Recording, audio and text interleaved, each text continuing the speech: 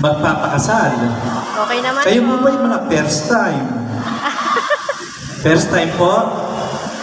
First time mo after 5 years, 10 years, or 15 years? Di ba po kayong magkilala? Ako po isa na yun na pag magkakasalang bayan. Wala po akong nakakasal na bago.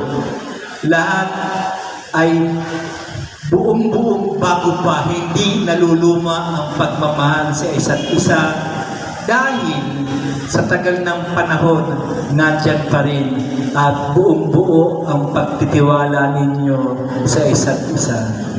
Nariyan ang pag-ibig at pagmamahal dahil kahit sa matagal na panahon, kayo ay nagkaisang isang dibdib at ikasal sa harap ng Panginoon Diyos at sa harap ng batas at sa harap ng mga taong narito.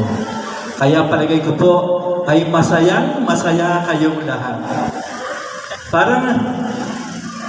Parang wala pa kayong mga anak nakasama dito. Wala pa kayong mga anak nakasama.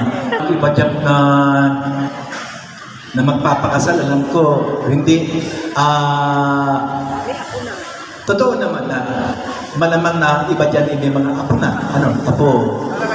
At yung iba ay may mga bago pa lang may mga mag-aasawa ng mga anak.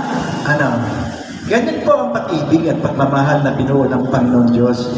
Walang pinipiling edad at walang pinipiling panahon.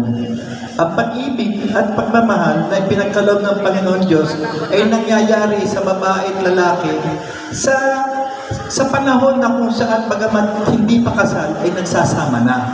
Dahil ang pagpapahalaga ng isang lalaki sa babae at pagpapahalaga ng babae at lalaki ay hindi lamang sa isip kundi natin din sa puso.